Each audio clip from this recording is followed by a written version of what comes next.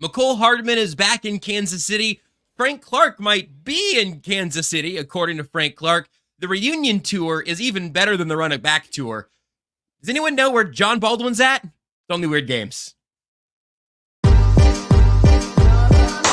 This is KC Sports Network, proudly presented by Emprise Bank. Unless the Chiefs need backup quarterback help, the next best name I could come up with right then, I think, was Brody Croyle. Maybe see if Tyler Thigpen wants to swing on through. The quarterbacks of Chiefs past, thankfully not a necessity. But it's true, Mecole Hardman's back. Frank Clark said he'd be in Kansas City today. We're here to talk about what exactly number 12 brings to the Chiefs offense. Joshua Brisco, Seth Keysor, Nate Taylor with you here, only Weird Games on KC Sports Network. Seth, what would have your funniest answer have been for a Chief reunion for this season? Easily LaShawn McCoy, because there are no other Chiefs, like former Chiefs, like even like so like Tyreek Hill, he said this, he said that, but he's also said like really nice things about the Chiefs. I mean, people that used to be on the Chiefs, Colin Saunders, like all love Chiefs Kingdom. Juan Thornhill, all love. He had the sweetest. People describe it was like the sweetest pick six celebration ever. He gave a heart to Chiefs Kingdom after. That was incredible. And I mean, it's all love, except LaShawn McCoy. Eric Bieniemy isn't even the coach, and he still hates them. Like what happened? That's how you know. And it's like, dude, you just weren't quite. It's like you could tell. I guarantee you, I would put money on this. I don't know this. But it was this. I was promised a certain role. Yeah, and then you showed up and they watched you run. And you were like, oh, you're not shady circa 2014. That happens. It happens, man. Man. Shade at this point. It's 2019. Yeah, Shadow cover. And look, you still got to play on a Super Bowl winning team. Why can't you be happy about it like who was the running back last year? Melvin Gordon, baby. Why can't you be happy that you got carried to a Super Bowl ring? These boys carried me. That was such a great. I got carried. That was such an amazing interview, and like that's you know what we're gonna start this off with a little life advice because I'm old. The ability to laugh at yourself is like a top 3. Be happy in this lifetime trait. If you can't laugh at yourself, you get mad at Andy Reid and Patrick Mahomes for dragging you to a Super Bowl. Come on, man. Williams was better that year. What do you want? He was on the sideline when they won the Super Bowl, and then literally months later was like, I can't stand them. Yeah. What a wild turn of events. If they did call LaShawn, how do you think? Hey, LaShawn, we want you to come out and bang the drum.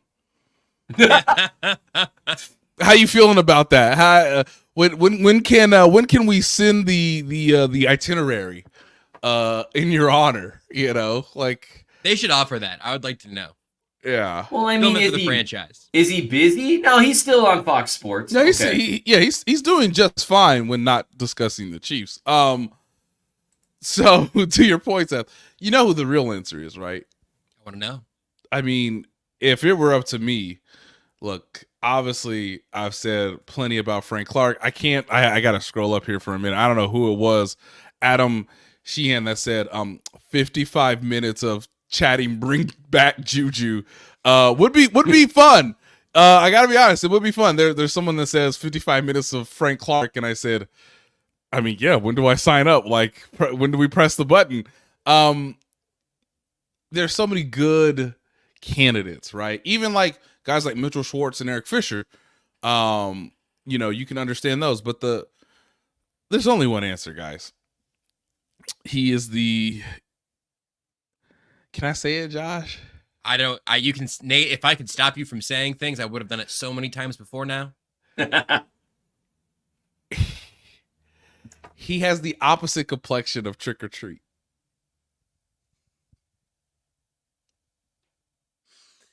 It's Dan Sorensen. It's Dan Sorensen. We got a complete. It's Dan Sorensen. See, I'm not. Am I allowed to say something in response to that? Am I not allowed to say something in response to that? I don't know. It's hard to say. I mean, look, Trick or Treat to me immediately calls to mind Mr. Tony, who played for the Memphis Grizzlies in Tim's in the NBA, trying to lock up any version of Steph Curry to his own failures. Mr. Tony tried his best, but he was trick or treat because you never knew what you're gonna get. Maybe he'll make that corner three. Maybe he shouldn't be taking it, but maybe he'll make it.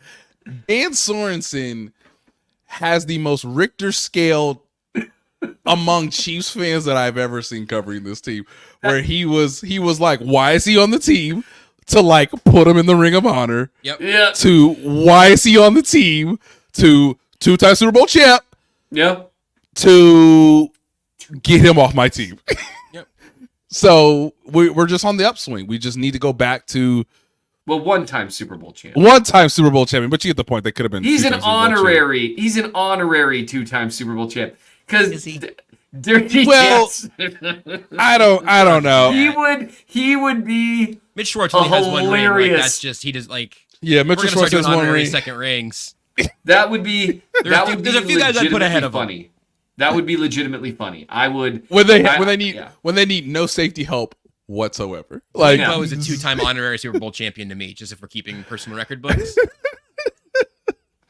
Someone Tony Allen has Kobe wants us to check the mic of I don't know of who. Which one of us? I almost called him Dan. Seth sounds kind of odd to me right now, but my mic headphones are broken before the show, and so we're really just the live element. The live element really takes away our 15 minutes of old man troubleshooting that used to happen before this show, and so now it's just like Tucker and vibes that like has to figure it out in real time. Vibes. But it does sound kind of like Seth's on a. Do I sound better if I'm closer?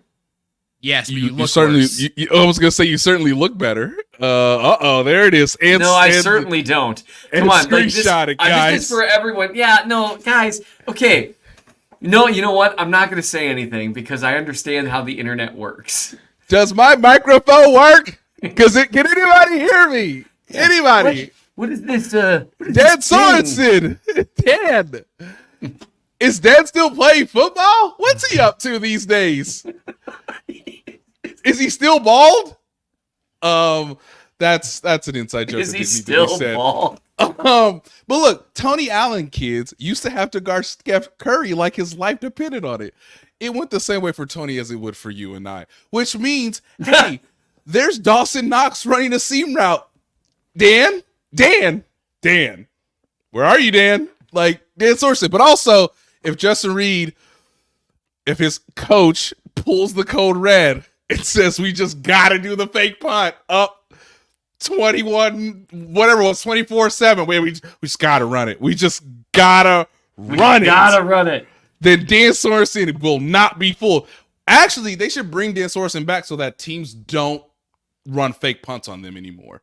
That is true. You know what? They got that other guy now. We can't. Coach, we got to save that fake for next week. We can't run it against the Chiefs. Dan Sorensen's back on the team.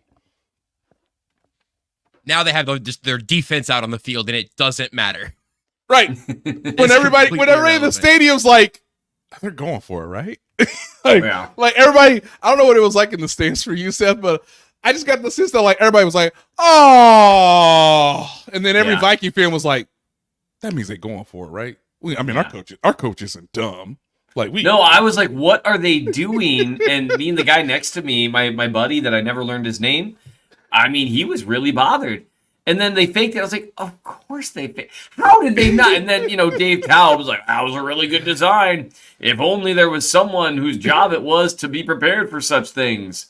Like, I'm going to be honest, having multiple successful fake punts against the Chiefs this year, before Halloween. Let's not forget that point. Yeah. That bothers me a little bit because the rest of the special teams unit, let's be honest, he's not really. Is he coaching up Harrison Butker how to kick?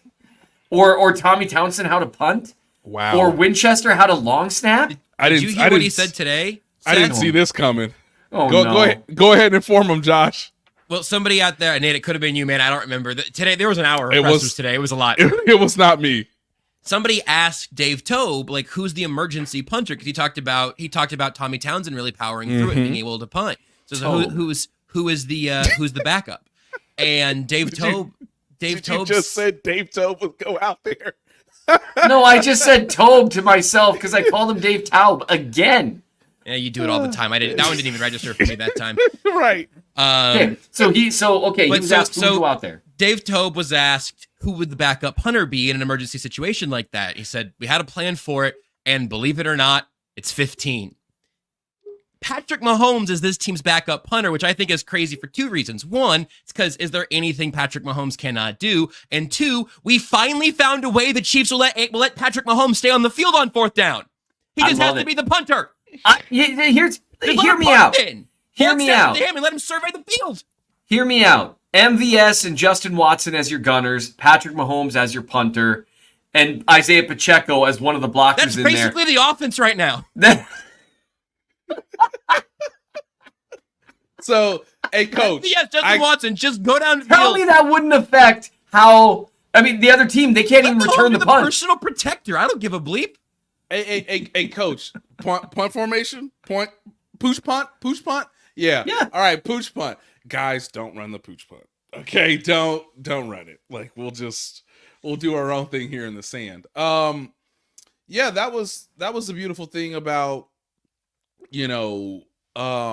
learning new things from the coaching staff, because they're having to learn as the season goes along too, just like we are in a lot of different ways. But my brain went to sort of the picture, the imagination of Dave Tobe going, oh man, it's Thursday and we're going to give Tommy a horse amount of anti-inflammatories and we'll see if he can go. But if he can, we are going to have him push Noah Gray from behind. I'm just gotta peek with his one good hand. Yeah, I'm gonna peek in the locker room. Well, here looks like they could kick the crap out of a football. I've already asked too much of Sky Moore. Let me go across. Does L'Jarius Sneed know how to punt the football? Well, I bet he does. Justin Reed's been a great backup kicker, so maybe I should circle by him. Okay, he's got a lot on his plate. That's fine. I get it. And let me just turn to my left and Patrick, how are you? Just punting on Saturdays, apparently. Before you go to your next team meeting, can we do some punts during the walkthrough the day before the game?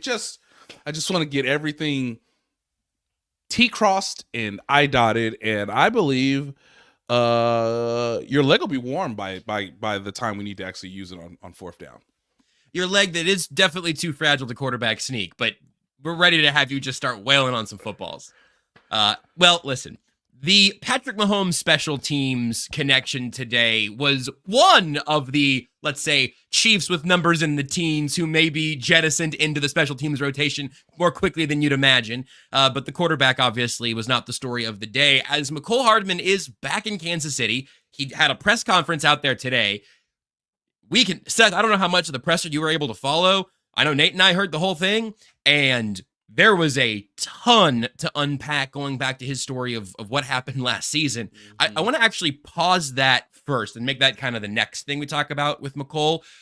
But where were you guys when the trade came down, how you were feeling about it at the time, and now how you see things kind of beginning to merge a little bit for Mecole Hardman and the Chiefs offense? Nate, what did you think when you saw the news, and where does that leave that group right now? As I said before on this show, like, it makes the most sense. So when it happened, I was like, oh, we're doing this now. Okay. I guess they want to do it now. And it's a little bit of a similar situation with Kadarius Toney last year. Like, they traded for him early in the trade deadline sort of window, I guess you could say, before the actual day of the deadline. So the Chiefs are starting to build a precedent of like, well, if we like somebody and that person wants to be here, why don't we do it now versus like the frenzy of trying to outbid somebody for Mecole Hardman's services on October 28th when we can just do it right now on October 18th. So that was the first thing that came to my mind. It's logical just because Mecole could play on Sunday. That's not out of the question. Had they Now, the tricky thing about the Kadarius Toney trade last year was they traded for him on their bye week. So they had basically 10 days to sort of give him a little bit of a prep, a little bit of a sampling of the playbook for him to sort of use in a very limited role against the Tennessee Titans last year. People remember. But Hardman could play 30 to 40 snaps if they really needed him to. He acknowledged today that like it's not necessarily the things that are on the playbook or the iPad, as most guys usually look at the playbook from. It's the terminology now. It's a little bit of the word choices that they've changed to obviously just make it for this year's team, obviously versus next year. But Mecole wants to be used. He wants to be utilized. It also helps the Chiefs that he had literally zero success in New York, so he's ready to come back to a role that he's known and that he's comfortable with. And at the same time,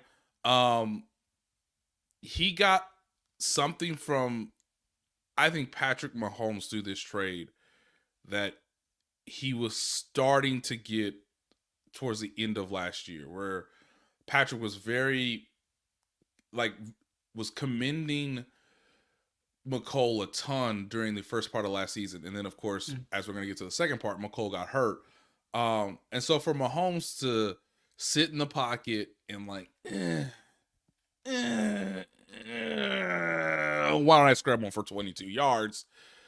What this trade, I think, signifies for Mecole is that Patrick does appreciate him, does want him, and already has trust built in with Mecole Hardman that he is still searching to find with some of his other receivers. And you just cannot, both things can be true, ladies and gentlemen. Patrick Mahomes kind of told you he might not trust these guys the way he thought he was going to trust them by week 7 of the season.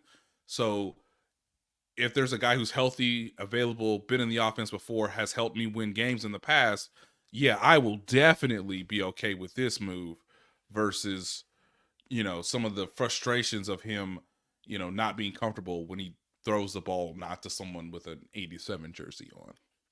And then real quick on the roster side, Montrell Washington was waived, as was Keandre Coburn, the late round rookie draft pick that the Chiefs that I was pretty excited about on the interior.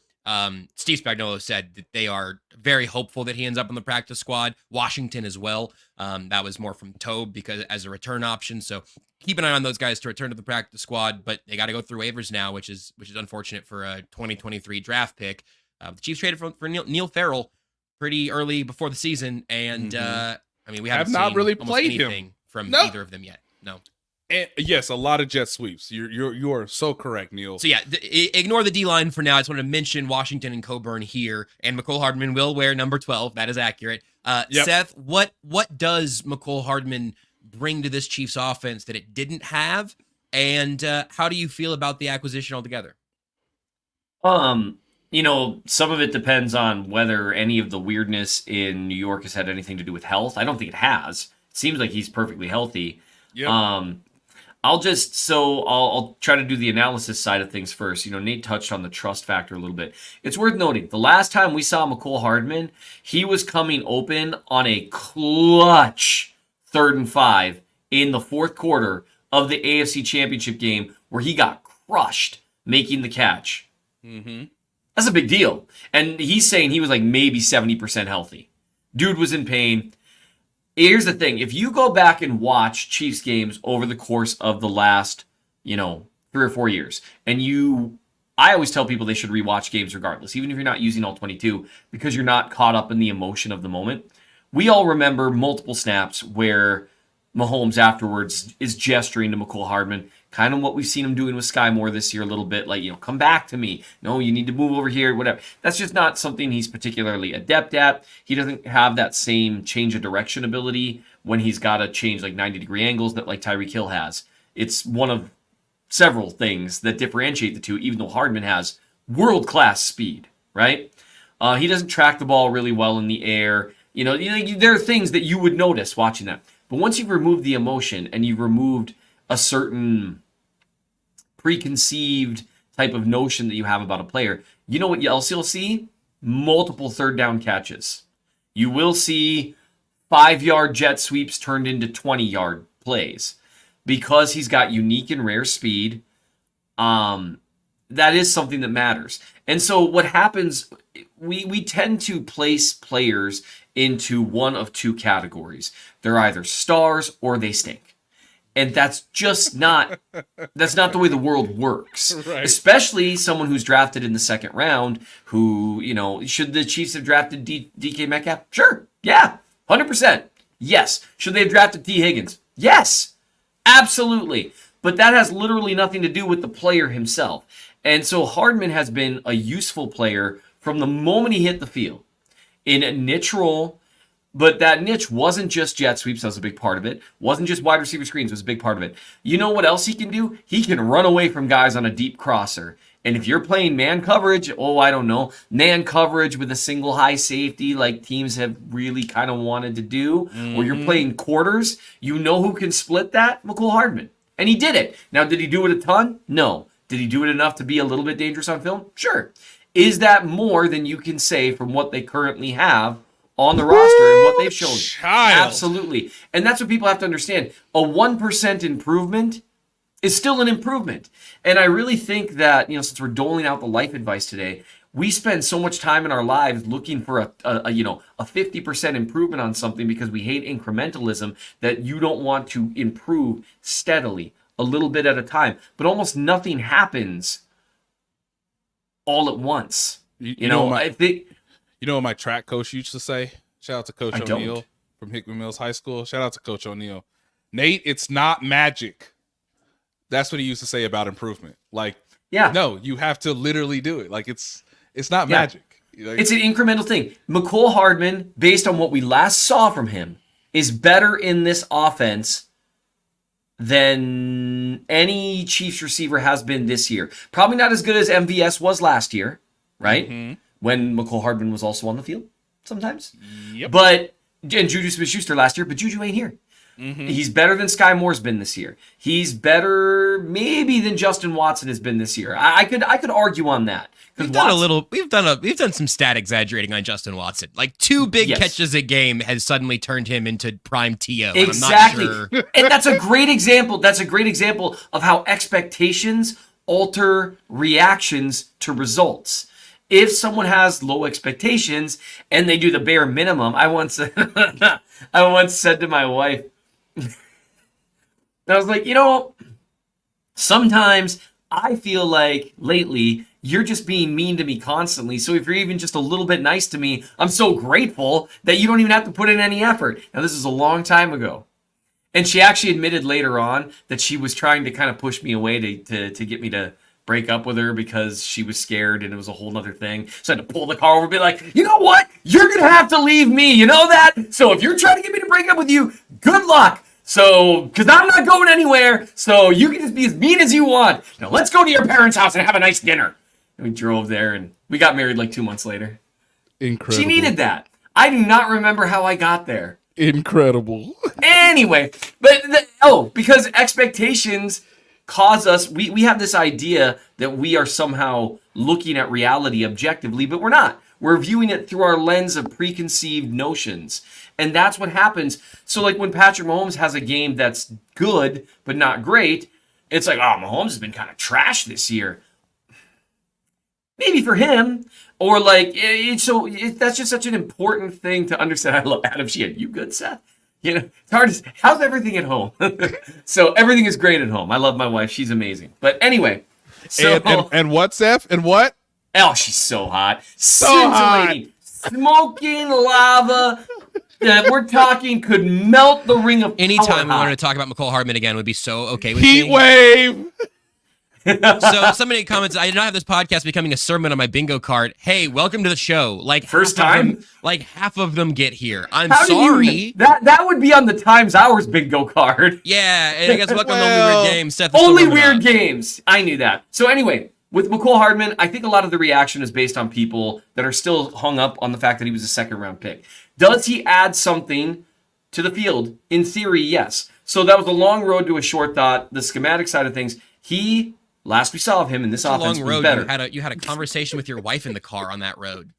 how long that road was. Yeah, no, it was long. Sometimes you talk in cars on long trips. So, second thing that he brings, or and it's a much just shorter stare one. out the window. Second thing, that Silence. second thing that he brings, and now I'm pushing through. My window over here. The second thing that Mecole Hardman brings, did you see him at practice today? Yeah. So happy. Of He- course I did, Seth. You know what it's like? We're going to keep up. You know what? I'm going to double down on sermon style analogies. He went from Mormon Mahomes to just Mahomes again. Mormon Mahomes and just Mahomes. So, sometimes you're having a bad day, and that significant other of yours just comes in and is in a great mood and just tells you how great you are and smiles, maybe hands you a burger.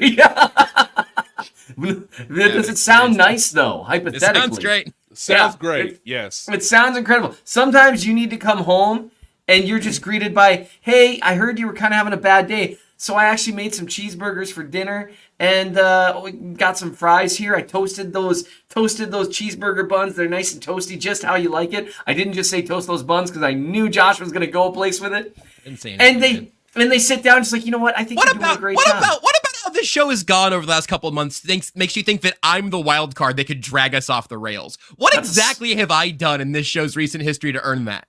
If you're asking me to learn from my experience, I feel like your expectations and reality again. So Again. But Mecole, for what? It makes a good point. He plays well in the red zone at times with certain assignments because he can outrun guys on drags. He can outrun guys on crossers. And right now, they're not having guys do that. But also, having someone who is genuinely... This football season becomes a slog. Nate, you can confirm this. Players, they get, you're excited early on. Oh, but it's so great September. October. But by the way, October might be the most depressing part of the year in the Yeah, NFL that nobody talks about. Like Yep. October, it's like, God, even if you're like, again, 5-1, you're the most boring 5-1 team I've ever seen. Even if you're 1-5, you're like, when is our now bye what? week? Like, Yeah, when is when's the that bye? body? Like your body hurts. Yes. It Already. hurts so and much. then you're like, hang on. It's like the 30 Rock scene, like, oh, what a week. It's like, Lemon, it's Tuesday. Like, you have got to relax. And like that's really what can happen. And just imagine you're in the middle of an October practice, the season's going well, but it hasn't been quite what you're used to. And in bounces an old buddy, a good friend. Who doesn't like seeing an old friend? That's such a great feeling. You're sitting there minding your business, and someone you haven't seen in a year that you used to spend every day with, that you loved working with, walks in the door. You hug that person even if you didn't have that kind of relationship when they were there. It's just, it depends on the person, but that's fun. It was fun watching him just like the man was practically dancing, returning punts in an October practice. I think on the human level, again, maybe it only matters 1%. But 1%, I'll take it. So I'm a lot more good with it than I was initially when I was like, I don't know. So one of you guys tell me where his snaps come from. Like why? Who? This is the sort of negative slant on it, but I think it's a true one. Mm-hmm. Who did not take the step that had the Chiefs change their stance on Mecole Hardman in 3 months? Sky Moore. Mm-hmm. I think that's where it's coming from too, because otherwise what you would do if you put Hardman on the boundary, which you can because he's got deep speed, but then he's running deep crossers, posts, and 9 routes. That's what he's doing on the boundary. Maybe the occasional comeback, but you can put him out there and have him do that. And then the theory is, well, they'll put Sky Moore in the slot where he's more well-equipped to do things. But you know who else is pushing for a lot of snaps from the slot? Rashee Rice. Yeah. And Travis Kelce takes a lot of snaps on the other side in the slot. So I think it's Sky Moore who loses out here. And it's unfortunate. I think he's got a skill set that can help, but that's how it goes. We also don't have any evidence that him playing all these snaps has been a good thing, right? I mean, like, Correct. I very much do want to see the young guys keep getting work, so there is hope of a large scale improvement happening. But I at this point feel a little silly being like, well, a few more games of getting 75% of the offensive snaps and Sky Moore is really going to break out. Especially also, and maybe there's a little bit of the outside capability while Justin Watson is out. Andy Reid said this week that he won't go to IR, so he could miss a few weeks, and maybe Hardman's able to help there some, Nate. But you also answered first and very quickly. that it's Sky Moore? What makes you say that so confidently? Just the lack of production. They need production from receivers, and like Marquez Valdez-Scanlon has a longer track record of being a productive NFL receiver. Right. I've made the argument really since I rewatched the game, probably a third time, where I was just like, you understand what coaches are thinking as best I can, but Justin Ross needs to be on the field in the red zone more than Sky Moore. Yep. The routes that he runs are not as fluid or as precise as you would like, or he doesn't adjust his routes the way Mahomes anticipates or wants. It's a different situation for the team and the player, where for whatever reason it just hasn't connected the way they thought it would. Yep. And when you have someone like Justin Watson who is playing above expectation, well, now you understand why he's on the field more. I think it's a fascinating point, Josh, to say like, well, what happens? Could his production actually increase with less of a workload? I hadn't thought that. So it'll be fascinating to see, like, does that come to fruition Sunday versus the Chargers? Like, hey, maybe he is out there for 44% of the snaps, but he actually has 4 receptions that are all positive that help the team go down the field. That helps to another victory. But the Chiefs were pretty pleased with Sky Moore during the offseason program. And they were really impressed with him in training camp. Yep. And for just whatever reason, I think the disconnect between Mahomes and Sky Moore, I don't think either one of them will say it publicly, but I think that disconnect really started on opening night, where, hey man, like, Travis Kelce isn't out here. You're in the second year. Like, you gotta help me. You gotta, like, we have to make this work. And you're not a rookie anymore. So I can't put it on Rashee Rice a ton, but who was the more productive player in the game? It was Rashee Rice. So I think Mahomes is trying his best to be supportive, but also knows that there's a game in 2 weeks against the Miami Dolphins, and he pretty much needs to know who his receivers are. And interestingly enough, that is also the bye week, when teams want to self-scout and truly understand this is the team we are, and this is what we need to do moving forward to maximize our best chances at winning. And for whatever reason, it just might be unfortunate that Sky Moore is sort of the odd man out, based on the circumstances that are occurring right now. I'm also really interested in the compensation, maybe an extra layer that's going on there. Just talk about that and a few other ripple effects that come from the Mecole Hardman signing, the Mecole Hardman trade, because there was an actual acquisition here. Some ways that'll benefit the Chiefs, and some ways that aren't so great. We'll talk about that right after this. Thanks for listening to KC Sports Network. Make sure you download our new app. Find it on the App Store or Google Play. Just search KC Sports Network. So it's a 6th and 7th round pick swap in 2025 between the Jets and Chiefs. And hey, that could be the first year, the next first year without Aaron Rodgers, the first year without any Aaron Rodgers, perhaps. Who's to say? The Chiefs win the Super Bowl. That could be, 15 spots of movement. It's hard to say. But I'm genuinely just looking for intel here, because this is complicated. We don't have to get to the every bit of the nitty gritty. But Nick Corte on Twitter went through a breakdown of how this could also end up costing the Chiefs a 5th round compensatory pick with the compensatory pick formula, and how those all cancel each other out. It would end up wiping out the Juju pick, even though his contract was for more, based on how all that works. This is a level above my pay grade, and I usually feel pretty good about things like, salary cap management and some of those little details. Nate, I don't know if that's something you've explored at all or tried to get an answer if the Chiefs are aware of that or thinking about that, or where we stand there. But late round 2025 pick swap doesn't hurt me too much. Doesn't cost you a pick. That's kind of my line in the sand. but losing a compensatory pick would be losing a pick, and a 5th round pick that you could trade. That's the Chiefs are going to find a starting corner in the 5th round in 2024. Like, I just sort of assume that's where that's going to come from. So what's the actual math there to your understanding? I love this. I love this. We are so in the weeds that I love it.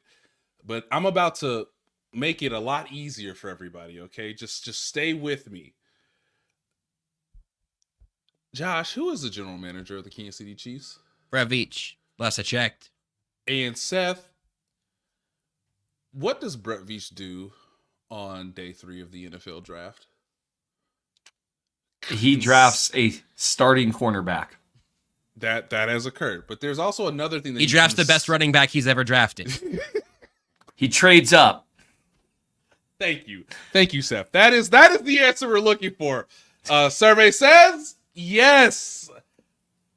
Brett Veach and Mike Bergonzi and Mike Bradway and Chris Shea and Brent Tillis and Tim Terry. We can't just make up names, Nate. No, these are all guys in the front office. Those are real people, I think. These are all real people. All I'm saying is, guys, if it's a compensatory pick that involves the Kansas City Chiefs in this context, in this era, stop talking about a compensatory pick. The thing that Clark Hunt cares about is the picks, not the compensatory picks. Now, I know that you can trade those now, though. True. Which is if you're trading up, use your 5th round compensatory picks to move up. Josh, one of my favorite things is about to happen here, and I'm excited for it. Josh, they just traded the compensatory pick for Mecole Hardman, which they were going to do in 18 months already. So what was accomplished? You brought back a player who can help you now versus trading a potential 5th round compensatory pick that you would have traded previously. Well, that's what I'm asking is at bare minimum, we have, if that's the case, if that's the logic, then the Chiefs traded a 5th round pick and a late round pick swap to the Jets for Mecole Hardman, but the Jets didn't get a 5th round pick back, which is wild. But if that's the math, then that's fine if we're having that conversation, and I like the trade significantly less than.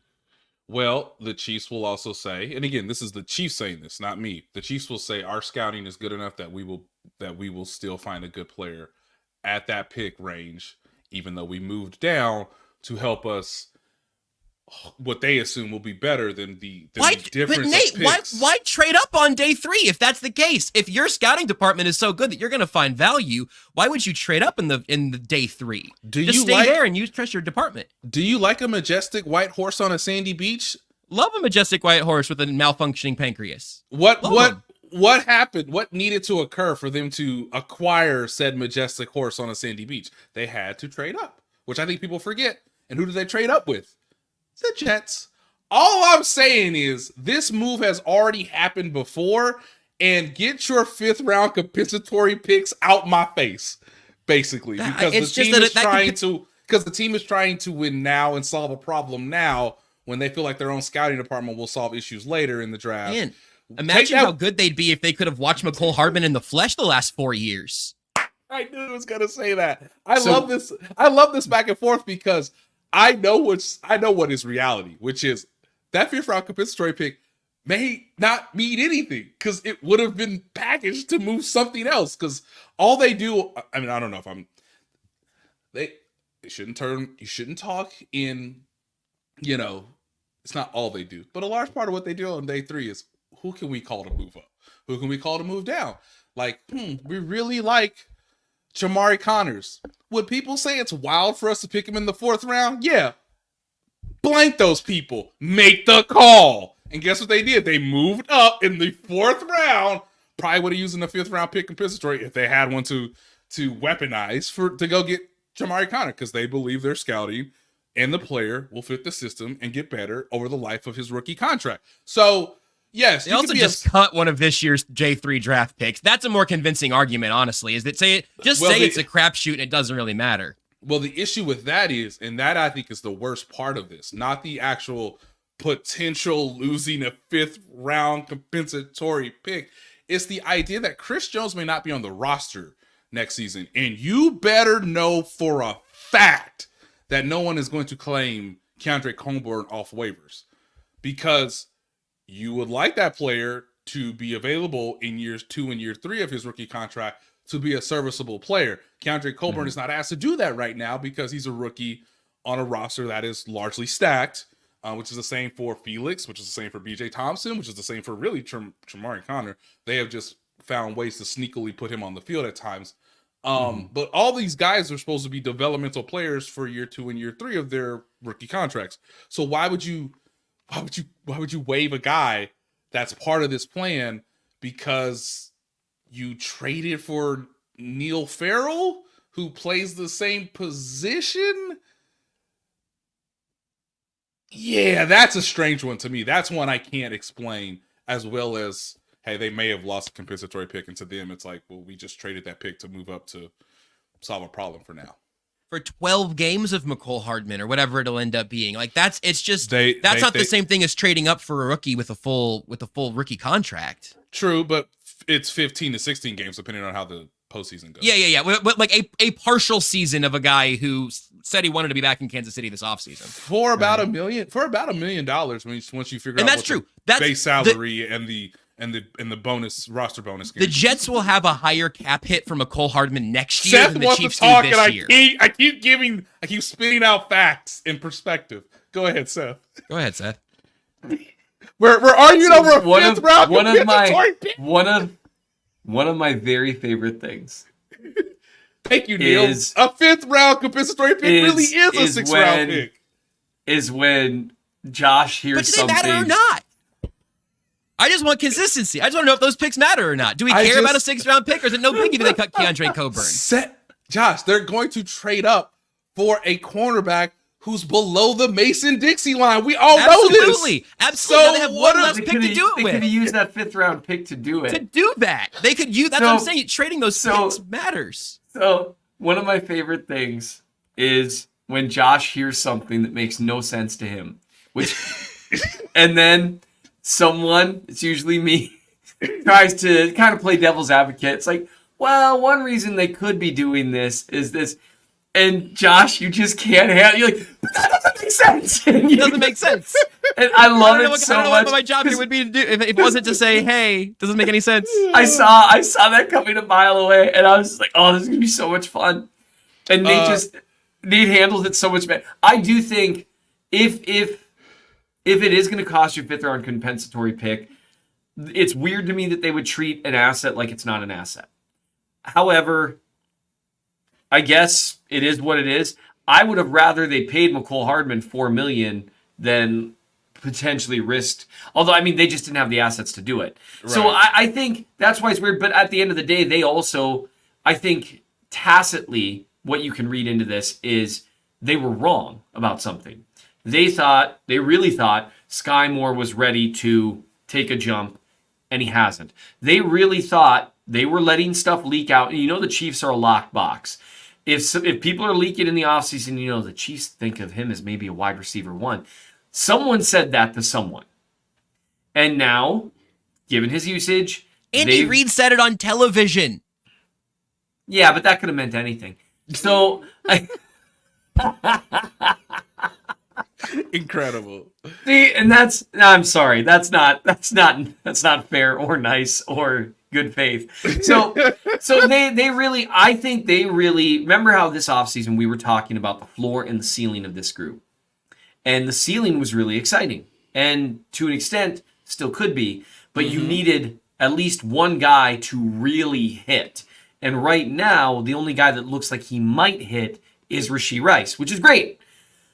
But not only are the other guys not hitting, as in like, hitting that potential, right? Because that was always the conversation with Moore and Tony, especially Tony. And not only have Tony and Moore not hit in that sense, they also haven't taken, from all appearances, a step forward to even like slightly hit. And that's where it becomes problematic, and that's where that floor keeps dropping. And so I think really the Mecole thing makes sense it makes more sense. I don't really like that part of it. So I'm kind of with Josh on that because they either matter or they don't. And if they matter and they're a valuable asset in some sense, then you still gave it up for Hardman, whether you want to pretend you didn't or not. But I do think it's a tacit admission of this is not going the way we thought it would, and we got to do something. And I'm okay with ignoring sunk cost and saying, okay, that's not going how we want, so we got to fix it. I'm okay with that. But I'm also okay acknowledging that the how, they could have been a little more. You could have signed, Jacoby Myers for $11 million a year, which is not a tough contract, and he's a good player. Like, you could have done these things. Seth, his name is Marquez Valdez-Scantling. He is an $11 million receiver. He is, and that's really. But then you got to self-scout and say, okay, does he have the ability to play a larger role? And maybe they thought he did too. But then now we're on 3 different guys that you're like, oh, maybe this guy will, maybe this guy will, maybe this guy will. You're like playing whack-a-mole here. Or no, it's better. Remember the Bee Movie with Jerry Seinfeld? He kept ramming the thing. This time. That is 100% coming on a video at some point. By the way, shout out, I don't remember his name right now, the guy that did the Billie Eilish mashup of me doing ridiculous things. That was incredible. I think that was Josh, not me. Oh, a different name, Josh. A different Josh, yeah. Yes. My brain shut down for a second when you said that. Like, I don't know, I just like powered down. I was like, it's so rare for me to get to see you just completely lose your train of thought, watch your brain shut down. It was wild. No, Seth, it's a fair pushback. I'm just telling you the reality of it. The reality is I'm on your side now because Josh was mean to me. They traded for Neil Farrell, yet have used him very little. Yeah. As a stopgap sort of, again, projection player in the wake of Chris Jones's, potential long-term holdout. Chris Jones came back to the team. Well, now you have 2 young defensive tackles who aren't going to see a ton of snaps because I think one of the most underrated players this season has been Derek Nottie. And, Tershawn Wharton is, I believe, in the last year of his rookie contract. So, obviously, he's coming back from injury and he's playing at a serviceable level. So, you're already rotating guys into the defensive tackle spot on 3rd down, which we're going to see, obviously, Sunday, we expect, with Charles Omenihu. And yet, they waived Keandre Colburn when I thought he was a better first-year prospect coming out of college than B.J. Thompson. And that is a discussion that, again, is really deep. Deep. Tershawn Wharton signed a 1-year deal to come back. So it's still a contract year for him, but his rookie deal's actually up. Just right. Okay, thank you. Thank you. So with all that said, okay, but a team between now and I think tomorrow can sign Keandre Colburn if they want. Now, again, these front offices are looking at every team's projected not only 50-man roster, but obviously, their practice squad. So you make a educated guess. There's a little bit of a risk factor involved. But look, they traded a 5th-round pick. Kinda. It was never in your hands, but you kind of did that to solve a problem. Yeah, bird in the hand, 2 in the bush. Sure. Exactly. That is what I'm telling you. And something worth noting that someone pointed out in the comments, which I think this does make sense. Let's say Hardman, they think, hey, we think he can come back and be just as productive as he previously was in our offense, right? Which should be fairly productive. Not, again, it's a niche thing, whatever. He'll likely be able to get a contract again elsewhere, and that might go towards the compensatory formula, or maybe letting him try out what's out there in the rest of the world. Maybe this next year he's like, please, $2 million a year. Let's just do not make me leave the warm confines of Arrowhead. So I mean, there are layers to it, but it's a lot to give up, and it feels like maybe an attempt to address a somewhat costly lesson, and then if it is kind of a tacit admission that their approach this offseason was not correct, for me, my hesitation is that, was this a radical enough swinging of the pendulum back the other direction? Like, all right, we were wrong. We're calling X about Y. Whoever. Atlanta, let us free Kyle Pitts from this misery that you have put him in, or whatever, right? And so part of me wonders if maybe it's not a far enough admission that things haven't gone as planned. Because I think everyone can see that this is not what the plan was for the wide receiver room. Lastly, Josh, Justin Watson signed a contract this offseason that everybody knew he was going to rejoin the Chiefs for essentially $2 million. So, with the guarantee of him being on the 53-man roster for this season, obviously next season on that, you can rip that up if you want. But I'm just saying, is Seth saying that Mecole Hardman has a great year, and it's like, what about a 1 year, $3.5 million? Like that, I guess, again, something I had not thought about, but yeah, maybe seeing success and maybe being elsewhere does give you a better, not overall, it does give you a better perspective of what your limitations are in this league, because everywhere you go is a situation. I feel so bad for like Colts fans. I know this has nothing to do with the Chiefs, but like, you're telling me Jim Irsay and Chris Ballard and Shane Steichen got it right? And the quarterback finished one game in his rookie season. Sometimes you plan for things and you get it right, and it still doesn't lend or still doesn't yield the amount of success or the amount of like, you know, just overall movement of the franchise that you anticipated. And so some teams have it on a large scale, like the Colts. Some teams are trying to contend for a Super Bowl while also admitting, man, we need another wide receiver, and we need that guy to be on the field yesterday. So let's get the guy who could be on the field as soon as tomorrow. And that was Mecole Hardman. That does make sense. He shed a lot of light also on everything that was happening last season. Reported at the time as some sort of abdominal issue. Today in his presser, somebody asked the follow-up of the fact that he has expressed on Twitter a few times that his frustration about this narrative that he is somehow an injury-prone player, which is a fair thing for him to be frustrated by. He's not. But he had injuries end up marring his final year in Kansas City. So he went on and explained this freak abdominal injury.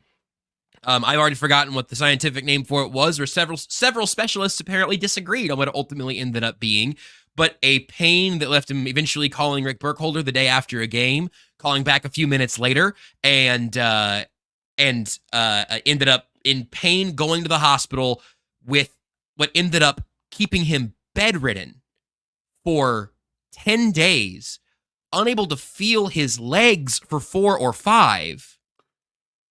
And unable to walk, I believe, for 5 or 6. Nate, you were there for all that. We were listening to all of it live. But what was your experience hearing that story today? And I imagine that all three of us probably had that add some stuff to the context there.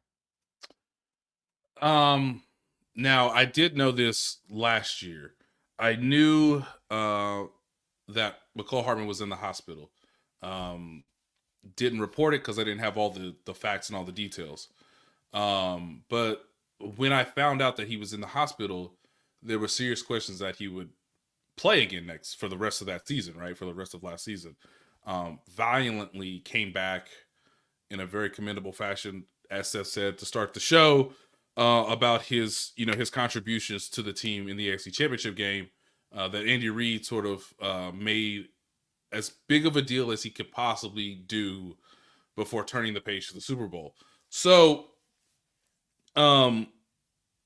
it's a medical term that I learned today that sounds extremely painful. Some medical conditions just sound painful, don't they? Like, you just hear it and you're like, oh, that's bad. Like, for example, decapitation sounds bad. Anyway, go ahead. Sorry. But Seth, I think you would agree. Diabetes sounds hilarious. You know what, man? That one. Josh is so mean to me all the time. I have stayed my hand of tasing you because of that. Man, I've been inviting it. So people who don't know the backstory of this, I'm so sorry. So a guy on Twitter got really upset with me for joking around with Josh, or with Kent, about it on 21 Questions, because we're both, of course, talking about a dear friend that we both love. With another pancreas-privileged person, a PPP. Adding a couple of PPs, if we're being honest. Oh, you're the worst. And so I And so Kent made a joke, or I probably am the one who made the joke, let's be honest. Kent has more self-control. I think it was you. Yeah. Yeah, it was probably me. And someone's like on Twitter's like, that's uncool. I cannot believe you do that, whatever. And I was like, hey, maybe you should ask. And I added Josh Brisco. Maybe you should ask him. The guy was making a joke about he's a good friend. And Josh he's like, I really appreciate you for sticking up for me. To the other guy, he's like, oh, thanks so much. I was so upset. Hold on, sorry. Oh, God. Is that a taste of your own medicine? Oh, you don't like that? You don't like that? I have never and would never and could never behave in such an unaccountable, and I don't want to say dastardly, but I'm gonna. Wait. Anyway, please. But yes, you're right. Diabetes is a very serious disease. No, what are the other funny ones? Yeah. I've actually prepared a list. I was hoping to ruin my career today. Funniest injuries and illnesses. Migraines. just say it with the flair. Yeah. Strained groin is funny. Anything, you're always like anything with the word pubic involved, which I believe this one did, not a good time. Yeah. So he couldn't walk for 5 days. He was in the hospital for 10. He was wondering, is his career over? It was such a wave of emotions. We did see him. I think the first time I saw him in the locker room after the injury was like early December. And he seemed to be in a pretty jovial, normal mood. So like, again, I wasn't, why wasn't it reported about him being in the hospital? Well, like, I just didn't have all the details.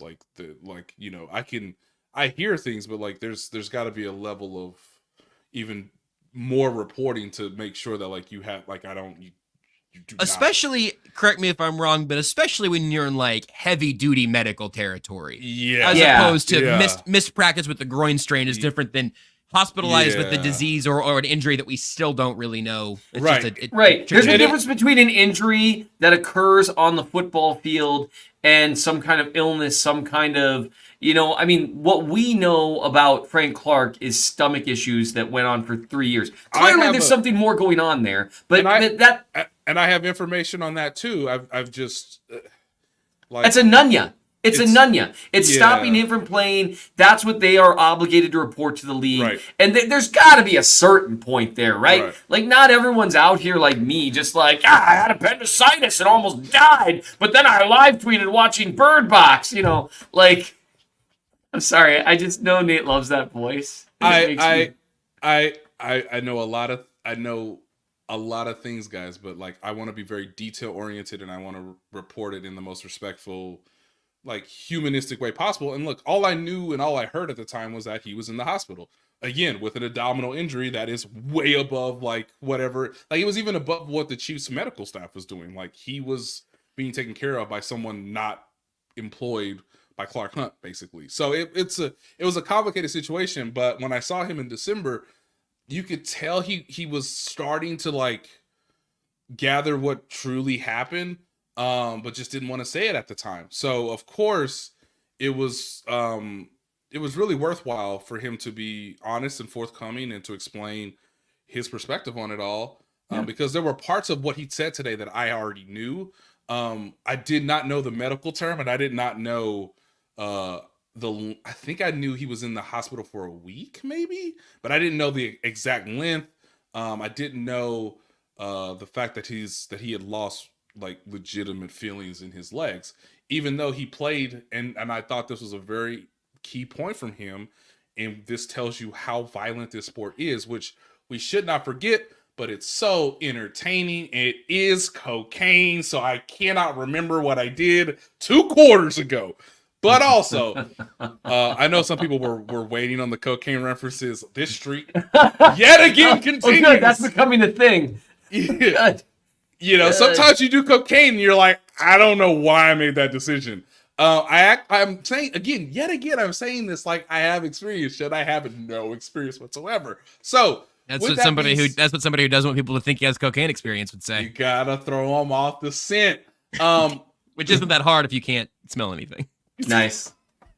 That was it. That was a good wraparound. I like that.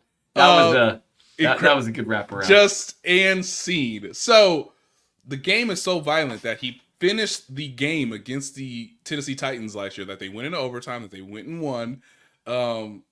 We do. I don't know if DraftKings wants a cocaine counter next to its logo, but we'll workshop that. And ding, ding. That would be incredible. It's like what's the thing? Like Everything Wrong with Whatever movie. Yeah. It's like a YouTube channel. A lot of people don't know about it. I know what you're talking about. Pop-up videos. I think it might be called Everything Wrong With or something like that. That makes sense. So CinemaSins. Yes. Channel. Yes. They still exist. I don't know. He finished the game. He was chilling at home, and his body stopped functioning properly, or a part of his body stopped functioning properly. That is crazy. That's a lot. And it's such a violent, entertaining sport that we have to, I think, as humans, remove ourselves from like how violent it really is. But like, I've seen it enough to know enough. I've seen enough to know enough. But I was. And then he came back to the AFC Championship game and tore his groin, which was not the same issue. Because he was playing as a compromised athlete, because this is to go to the grandest sport, the grandest game of them all. You know, this is to go to literally the Super Bowl, and my quarterback has no foot. So if he out here, I gotta be out here. Clear me. I love it sometimes when like the team is like, I don't know, dog, and the player's like, clear me. Yeah. Okay, clear me. All right, and they're like, hey man, it's a violent sport. Do your thing, baby. Can you protect yourself? I didn't say that. I said clear me. Yeah. I didn't say that this is safe or wise. I do appreciate the idea that he shared everything that he did. And look, it just tells you that these guys are not us. They are not.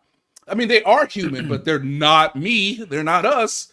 So they always deserve respect, even though we can criticize their production or their lack of, consistency, or hey, maybe he made a business decision. It's a gigantic multi-billion-dollar business. So sometimes you're like, okay, I see it on film. I also know your body hurts. So like, but yeah, a very nice reminder in the most depressed month of the season about how this sport makes your body don't feel good. So anyway, the Chargers. Oh, that's right. Justin Herbert. What do you got to say about this guy? Broken ribs, broken fingers, broken spirit. He keeps slinging it out there. I'm every single Chargers game is the same. Yep. And everyone knows it. I tweeted out, it was the least original tweet of all time, where I was just like, how, but I was in the moment when they got the ball back with 2 minutes to go. I was just like, how? How is every single Chargers game exactly the same? They have changed coaches. They've changed GMs. They've changed offensive and defensive line. They've changed coordinators. They've changed quarterbacks. Like, I always thought it was a Phil Rivers thing. I always figured, like, Phil seems like a guy who's pretty fulfilled in his life, so maybe this is like karma, like the football gods are coming at you. But now, what we know is that it was Phil Rivers' faith that kept him together for that long, because it's the Chargers, because he at least was healthy most of the time. Like, I don't know if the rest of the team isn't Catholic enough, or like, because he's Catholic, right? He's got 1 million kids.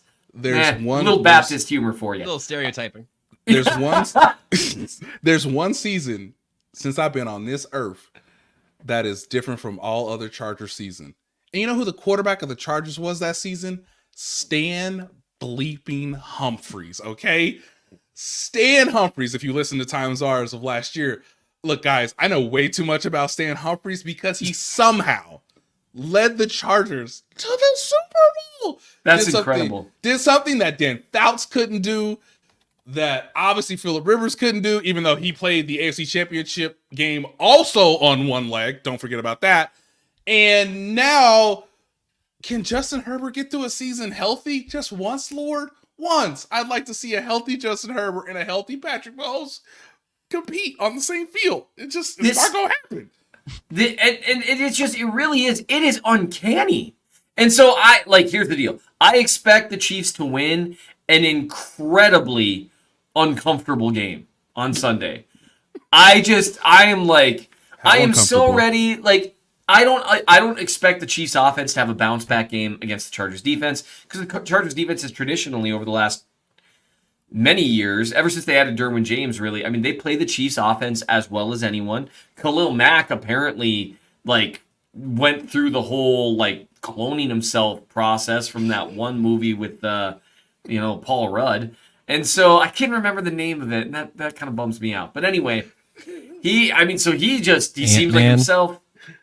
No, not Ant-Man. Okay, I'm sorry, I was trying to help. Oh, the one where the Tom Brady made a cameo, where it's like, no, it wasn't a movie, huh? 80 for Brady. The TV show, the Netflix show. show, It was a show, like Living with Netflix Yourself series. or Something Yourself. Yeah, Something Yourself. Yeah, that's what it was. And so I expect it to be a very, very stressful game. Super glad I'm going to be there in person. Multiplicity. Who said multiplicity? You and me both know that was Michael Keaton, Douglas Coughlin. You are... Don't join Josh in these bits. Come on, man. Serendipity?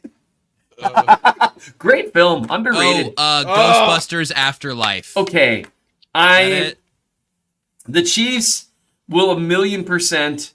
I think the Chiefs will win this game. I think the offense will have maybe its moments, but not. I just don't expect this to be a great game. I don't like the way the Chiefs sometimes match up against the Chargers, especially when Derwin James is healthy, because they have the option of actually playing man coverage with Kelsey, although they really kind of messed with them with that last year and made them pay for it. Can I sneak in a quick, very matchup-specific question for you, too? Maybe we need to save this for the little 5-minute roundup of what we're looking for, also, that people can hear later in the week here on KCSN. But how do you feel about Chiefs tackles versus Chargers edge rushers? We're gonna learn a lot, because I don't think the Chiefs tackles played that particularly well last week against the Broncos. Pat not only is struggling with trust downfield, but he kind of exited some pockets early especially in the red zone. He was just like 1, 2, get out. Which is interesting. It's interesting because early in the season you'd have multiple snaps per game where Mahomes was just hanging out. Yep. And what I think happened, and I could be wrong here, not against the Broncos, but the week prior, they really struggled against the Jets. Part of that was just Quinnen Williams being awesome, but part of it was they really struggled, especially on the right side of the line, against some stunt looks. And that wasn't just the tackles. I mean, that was that Trey Smith. He's a good pass blocker, but that's something that he doesn't communicate as well with. Whereas Joe Thuney is like, nope, I'm a robot. I see, sir, that you were pretending to rush out there, but you're going to rush in here. And so I will do this. No, Donovan, you stay over there. Good man. I feel like Joe Thuney is the most polite elite pass blocker in the world. No, sir, you shall not. That was an excellent try, though. And I know that's not how he is at all. But that's how he plays. He plays with a British accent. Are we ever going to get a mic'd up Joe Thuney game? Oh. What would that consist of? I think it might screw up his circuitry. I would be worried. Here's what it's going to sound like. Say hut. God, I can't even get bio. Say hut. Good play, man. Yeah. That's gonna be the most boring thing. On the other hand, I really want them to do like a mic'd up with Trey Smith, because like right before the snap, you're gonna hear something like, "I'm gonna kill that guy," just like whispered across the line, "I'm gonna fuck you in your face." It'd be like a Jekyll and Hyde thing to mic up both guards. Like that actually is that's a pretty good idea. Hey, Chiefs, if you do that, you got to pay us or something. Yeah, nice play, buddy. I'm taking your pets hostage. Yeah, like 78,000 in Arrowhead screaming touchdown. Obviously, what boom, boom, fire. Hey, great play. Oh, let's go. That's right. You a dog. Joe Thuney. Nice touchdown. Yeah, good play, fellas. Good job. Play. Good job. Good play. Let's keep it up. Yep. But But with the pass protection, I felt like, with Denver being the first game since then, Mahomes looked a little jittier, a little more jittery. Jittery. There it is. Than he had in previous weeks. Because it seemed like that was the one thing I kept telling people, the tackles were doing a pretty good job in pass protection. And so he looked a little jittery in the pocket. Thanks. Shout out to you, Josh, for the word pronunciation as usual. And then he would move out of the pocket earlier than he needed to, which sometimes led to the pressure. But then a couple times Taylor and Smith just had rougher. That was Taylor's first game that I would say on film he had some struggles in pass protection, whereas previously they had the penalty stuff or whatever, but he was mostly lights out in pass pro. So that'll be something to keep an eye on because Bosa and Mac they're real good. Yeah, that matchup is sort of terrifying. Let's put a score on it then, everybody. Seth, you were ramping up to one, and then I cut you off to ask about the tackles. So put a score on it, and then Nate, give us your final pass at this game. Give me a score, and I'll give you mine. An incredibly uncomfortable 27-20. You know what? No, 24-21. I lowered mine like 3 times. No, and that's the reality. This Chiefs defense is real good though. We'll kind of see. Yeah, Keenan Allen or I should say it the other way.